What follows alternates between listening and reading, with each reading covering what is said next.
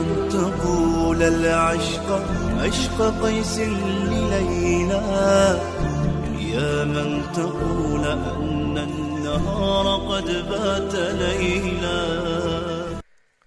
بسم اللہ الرحمن الرحیم. معزز حاضرین محفل، میں ایک پسماندہ علاقے میں واعظ کرنے کے لیے گیا. جب میں نے واعظ ختم کیا تو ایک آدمی آگے بڑھا. اس نے کہا میں چاہتا ہوں کہ آپ کچھ طالب علموں کے پڑھنے کے لیے مدد کریں. میں نے کہا کیا اسکول میں تعلیم مفت نہیں ہے؟ اس نے کہا جی بالکل ہے، مگر یونیورسٹی میں داخلہ کے لیے ہم مدد چاہتے ہیں.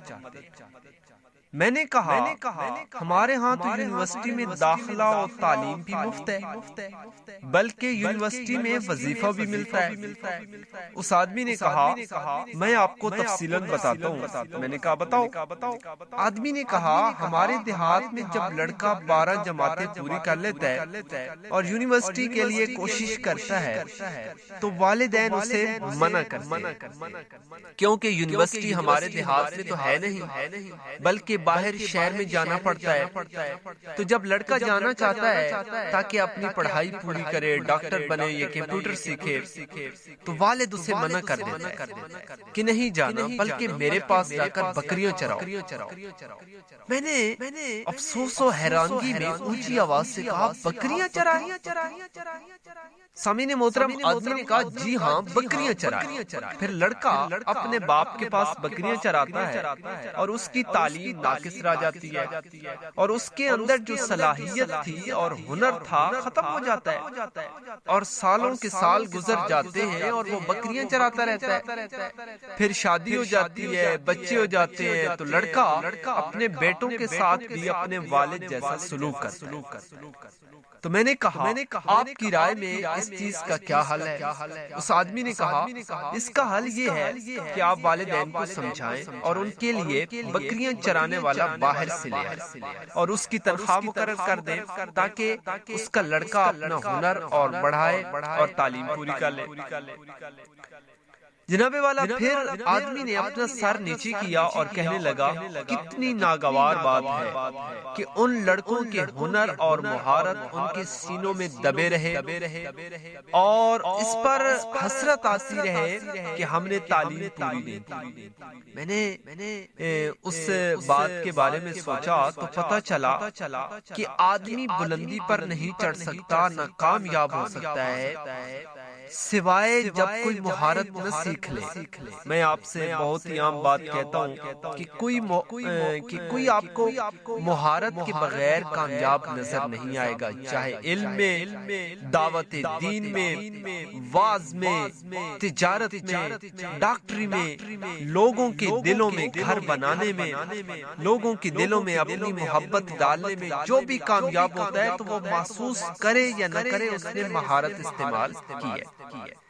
حاضرین محفل، بعض دفعہ لوگ مہارت دکھاتے ہیں اور استعمال کرتے ہیں، یہ مہارت ان کی طبیعت میں راسخ ہوتی ہے، مگر کچھ لوگوں کو مہارت سیکھنے سے آتی ہے تو پھر مہارت استعمال کرتے ہیں.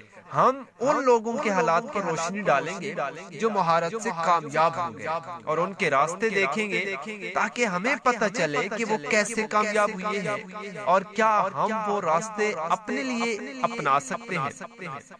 سامعین محترم، سعودیہ کے ایک بڑے امیر ترین شیخ کا انٹرویو ہوا. میں نے دیکھا کہ اخلاق میں اور فکر میں پہاڑ جیسے بہت بڑی مال و دولت کے جو ہے وہ مالک ہیں.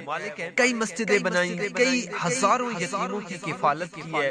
محسوس ہوا کہ کامیابی کی بلندی پر چڑھے ہوئی ہیں. انہوں نے 50 سال پہلے اپنی زندگی کے بارے میں بتایا کہ میں عام لوگوں میں سے تھا، کبھی کھانا ملتا کبھی نہ ملتا، کبھی ایسی حالت آ جاتی کہ کھانے کے لیے لوگوں کے گھر صاف کرنے پڑتے، اور بتایا کہ کیسے کامیابی کے پہاڑ کے نیچے کھڑے تھے اور کیسے کامیابی کے پہاڑ پر چڑھے.